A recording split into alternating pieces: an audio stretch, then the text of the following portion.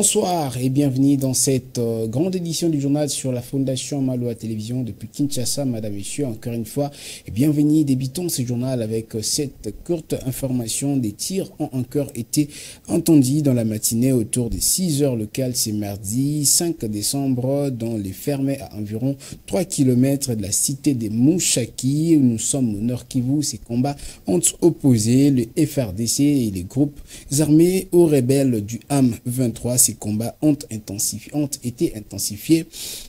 Depuis le lundi, les mouvements notamment de la population locale qui quitte Mouchaki et ses environs pour se relocaliser vers Saké et Goma. Nous y reviendrons avec fort détail dans nos tout prochaines éditions. Il faut savoir que la rareté du carburant dans la ville-province de Kinshasa, surtout dans les stations de service, n'est pas sans conséquence. Le motocycliste, par exemple, fixe le prix de la course selon leur IMER, une situation qui ne favorise pas du tout la population. Déborah Petit et Enoch Mafuka. Depuis ce matin, dans la ville-province de Kinshasa, il s'observe que les transports en commun et les taxis-bis étaient très rares et la circulation moins intense. Les conducteurs se plaignent du fait de la disparition subite de carburant dans plusieurs stations-service, chose qui a dérangé les Kinois ce matin et cela a causé l'engouement de ces derniers dans les arrêts de bis. Carburant ezo matamata, ezo mona pe na passé. Tozo ko comprendre bien te, tozo bate souci ezani nité. Au carburant komatisa ba matisa. Eza donc près à carburant comme 3225 à la station. Mais le carburant est comme comment on en a pas. Il n'y a pas seulement la pénurie du carburant qui constitue leur plainte, mais aussi son inflation. Le conducteur victime de cette affaire crie à l'aide au ministre de l'hydrocarbure de leur trouver une solution fiable. Le ministre de l'hydrocarbure, il faut avoir à disposition bien avant. Parce que Mboka Mobimba Boetokoki Kotombaka jamais n'a rupture Yamakamotali carburant. Il faut solo la bien à opérateur économique naïe pourvu que tout ça l'a annoncé quelques jours avant pour n'amakamwetali pénurie à carburant. Nous demandons au ministre de l'hydrocarbure de penser à cette situation afin d'éviter que cela se traduise sans doute par une augmentation totale des prix pour les consommateurs. C'est Joseph Kabila qui reste jusqu'ici insondable comme dans ses habitudes. L'ancien président de la République démocratique du Congo est absent à tous les rendez-vous sur la scène politique congolaise comme attendait le voir les Congolais. Il n'a toujours pas donné comme une position notamment vis-à-vis des élections en cours et aussi malgré que sa famille politique avait déjà décidé de ne pas y prendre part. Beaucoup de détails dans cet élément de Igor Sombo. Quoi qu'il en soit, la position de Joseph Kabila s'étant cruciale peut toujours bouleverser les calculs électoraux. Lui qui s'est réconcilié avec Moïse Katumbi il y a quelques mois était soupçonné d'apporter son appui à l'ex-gouverneur avec qui partage les origines.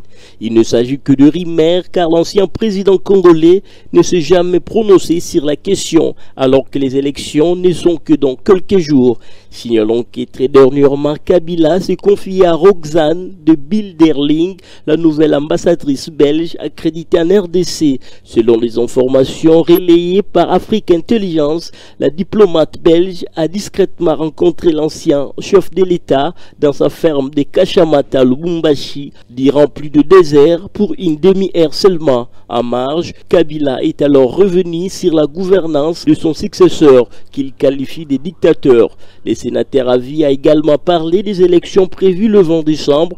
Il a ainsi décrit un processus électoral chaotique pour inviter au pays une situation inédite. Déjà comme on le sait, le FCC s'était déjà déclaré non partante à ces élections qu'il considère comme un moyen pour ce régime de s'accrocher au pouvoir.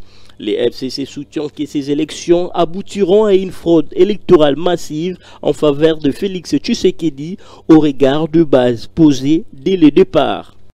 Multiples déclarations de l'ancien président de la Commission électorale nationale indépendante, Corneille Nangaa, qui est presque devenu un ennemi farouche du régime actuel. Ces derniers ne cessent de faire des déclarations allant dans le sens de critiquer l'administration de Denis Kadima sur l'organisation des élections générales prochaines. Par contre, se manifeste un silence radio de la part de la centrale électorale et d'où il y a nécessité, c'est que penser notamment plus d'un de l'opinion publique concernant cette réaction, puisqu'elle a déjà réagi après la déclaration de l'Église catholique par le trichement du cardinal Fridolin Ambongo. Se laisse entendre une réflexion longue et large que nous propose la rédaction de la Fondation Maloa Télévision. Suivez.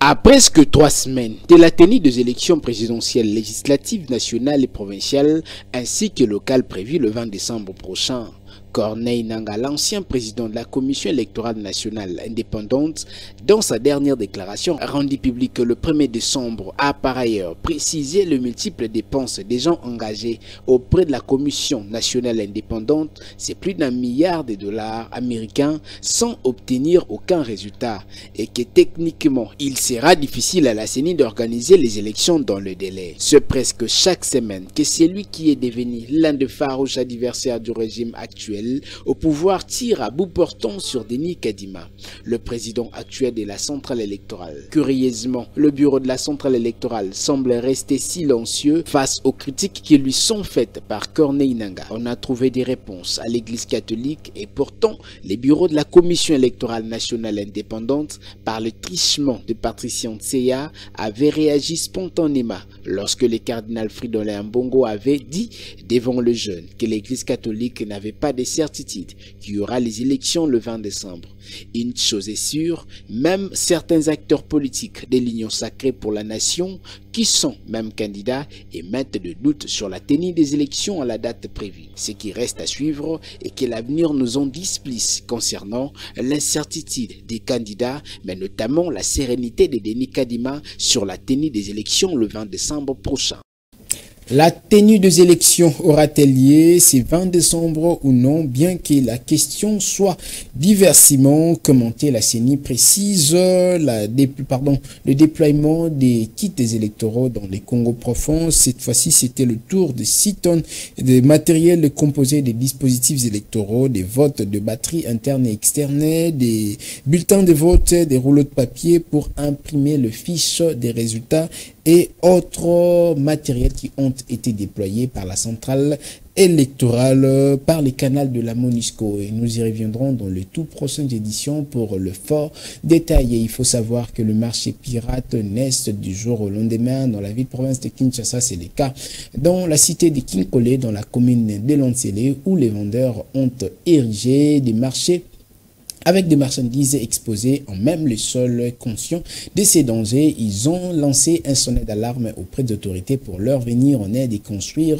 un nouveau marché. Déborah Petit et Enoch Mafouka pour le reportage.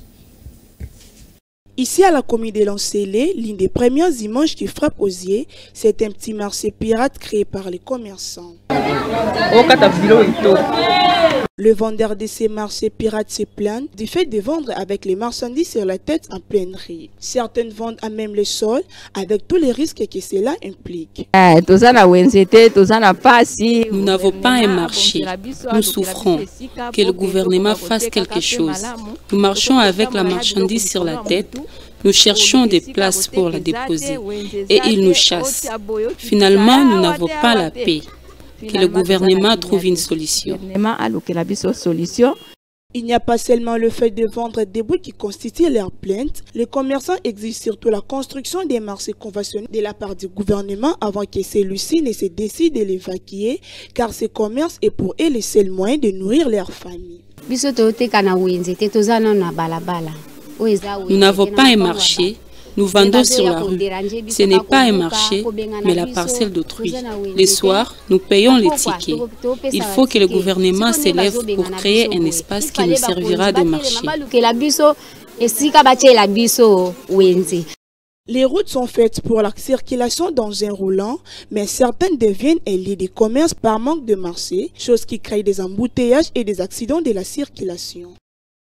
Début de la campagne pour le candidat conseiller municipal, le candidat Joseph Majondo a lancé sa campagne électorale ce lundi 4 décembre dans le quartier Nsola, c'était à Kinshasa, d'où il s'était fait accompagner des 100 mentors. Les candidats à la députation provinciale, l'honorable Kajos Mafolo, c'était en présence de plusieurs natifs de ces coins de la capitale et ils ont répondu à l'appel de leur fils maison. Suivez ces reportages de Samuel Ilunga. Décembre 2023, un mois décisif tant pour les électeurs que pour les candidats aux échéances électorales. Ce 4 décembre 2023 était le début de la campagne électorale pour les candidats conseillers communaux. À Kisenso, le candidat numéro 490, Joseph Majondo Mouchia, digne fils de cette partie de la capitale, a lancé sa campagne dans le quartier de Sola, l'une des quartiers phares de cette municipalité. Auprès des fils et filles de ces quartiers, la joie était en son comble de voir les duos Joseph Majondo Mouchia, numéro 490, au conseil municipal, et les candidats Kajos Mafolo Kassinzi à la députation provinciale, tous les deux unis pour une même cause, c'est celle du développement de Kisenso. Chants et danses ont caractérisé ces moments fraternels entre candidats et électeurs. Les candidats numéro 490, Joseph Majondo, sans embâche, a parlé de la motivation de sa candidature. Je me suis décidé de changer l'histoire de Kisenso. Parce qu'auparavant, tu as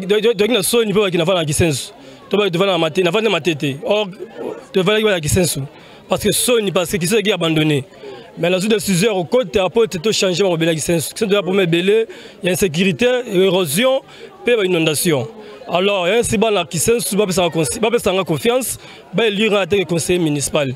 Dans le numéro 490. Il a également par ailleurs invité la population de Kisenso à s'aligner derrière le choix du développement et il a aussi rendu hommage à tous les ancêtres de Kisenso avant de déclarer ouverte la campagne électorale des candidats conseillers communaux. Moi, la bango, l'équipe la bango, de la bango, la décision, il y a aucun dépôt pour défendre l'intérêt la bango. Bon, maman, c'est qui s'est c'est plus que non, tout ça c'est manayo. La qui la bénédiction, il y a bas la qui s'est sous, ancêtre qui s'est sous. Oui, ça la qui s'est sous. La commune de Kisenso est l'une des municipalités de Kinshasa qui connaît beaucoup de problèmes, notamment dans l'approvisionnement en eau potable, le manque de structures sanitaires de référence officielle et le problème du banditisme urbain communément appelé Kuluna qui bat son plein dans plusieurs quartiers. La voie du changement se dessine et doit être approuvée par la population de Kisenso le 20 décembre en votant tous le numéro 490, Joseph Majondo. C'est par ici que s'achève, madame, messieurs, cette session d'information sur la Fondation Maloa Télévision. Vivez bien chez vous, vivez heureux. Sachez que nul n'a le droit d'être heureux seul sur la terre et ce journal est complètement terminé.